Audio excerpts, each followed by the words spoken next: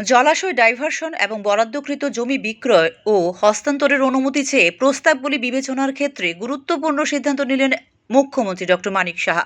রাজস্ব দপ্তরের রাজ্যস্তরীয় উপদেষ্টা কমিটির গুরুত্বপূর্ণ বৈঠকে সিদ্ধান্তের ঘোষণা দিয়েছেন মুখ্যমন্ত্রী ডক্টর মানিক সাহা। এক্ষেত্রে বরাদ্দকৃত জমি বিক্রির অনুমতি চাওয়া আবেদনপত্র যাচাই বাছাই করার জন্য মহকুমা ম্যাজিস্ট্রেটের সভাপতিত্বে মহকুমা স্তরে একটি কমিটি গঠনের নির্দেশ দিয়েছেন মুখ্যমন্ত্রী ডক্টর মানিক সাহা, যার মধ্যে থাকবেন মেডিকেল অফিসার সহ মহকুমা কর্তৃপক্ষের অন্যান্য কর্মকর্তারা। এই কমিটি স্বচ্ছ প্রক্রিয়ার মাধ্যমে যাচাই করবে প্রতিটি আবেদনের সত্যতা এবং প্রয়োজনীয়তা। বৈঠকে মোট 149টি আবেদন বিবেচনায় নিয়ে আসে উপদেষ্টা কমিটি।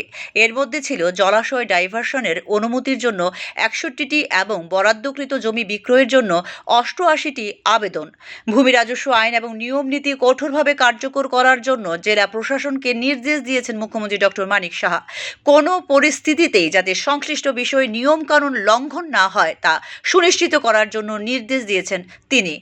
জমি হস্তান্তর ও নামজারি এবং কৃষি ও জলাশয়ের ডাইভারশনের বিষয়েও কঠোরভাবে নজরদারি রাখতে গুরুত্ব আরোপ করেছেন মুখ্যমন্ত্রী ডক্টর মানিক সাহা। মুখ্যমন্ত্রীর সভাপতিত্বে সর্বশেষ রাজ্যস্তরীয় এই উপদেষ্টা কমিটির বৈঠক হয়েছিল 2023 সালের 4 ডিসেম্বর। জেলা প্রশাসনকে রাজস্ব সংক্রান্ত বিষয়, বিশেষ করে জমির হস্তান্তর, রেজিস্ট্রেশন এবং জমির নামজারি, কৃষি জমি ও জলাশয়ের ডাইভারশন এবং বরাদ্দকৃত জমি বিক্রয়ের অনুমতি দেওয়ার ক্ষেত্রে কঠোর ও সতর্কতামূলক ব্যবস্থা গ্রহণের নির্দেশ দিয়েছেন মুখ্যমন্ত্রী ডক্টর মানিক সাহা।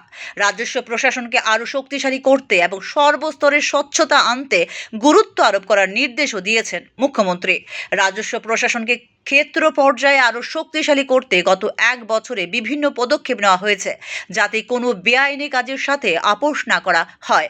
জমি সংক্রান্ত কোনো ধরনের বেআইনি কাজের বিরুদ্ধে সরকারের জিরো টলারেন্স বা আপোষের নীতি রয়েছে বলে বৈঠকে জানিয়েছেন মুখ্যমন্ত্রী ডক্টর মানিক সাহা।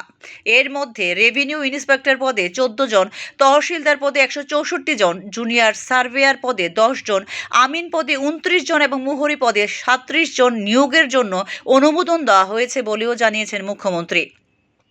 এই পদগুলিতে শুরু হয়েছে নিয়োগের প্রক্রিয়া।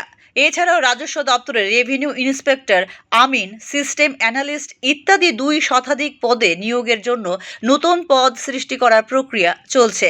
নিবন্ধিত দলিলের উত্তরাধিকার সম্পর্কিত তথ্য আপলোড করা হবে, যাতে কোনো সম্ভাব্য ক্রেতা জমি কেনার আগে জমির মালিকানা দেখতে পারে। প্রতিটি জমি প্লটের শনাক্তকরণে 14 সংখ্যার ইউনিক ল্যান্ড পার্সেল আইডেন্টিফিকেশন নম্বর প্রতিটি জমির জন্য বরাদ্দ করা হচ্ছে।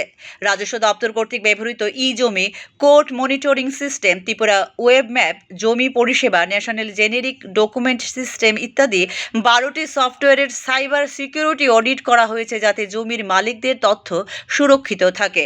এই সমস্ত পদক্ষেপ রাজস্ব প্রশাসনকে শক্তিশালী করার পাশাপাশি কাজ করবে স্বচ্ছতা ও দক্ষতা এবং নাগরিকদের পরিষেবা প্রদানে এক নতুন দিগন্তের উন্মোচন করছে বলে জানিয়েছেন মুখ্যমন্ত্রী ডক্টর মানিক সাহা।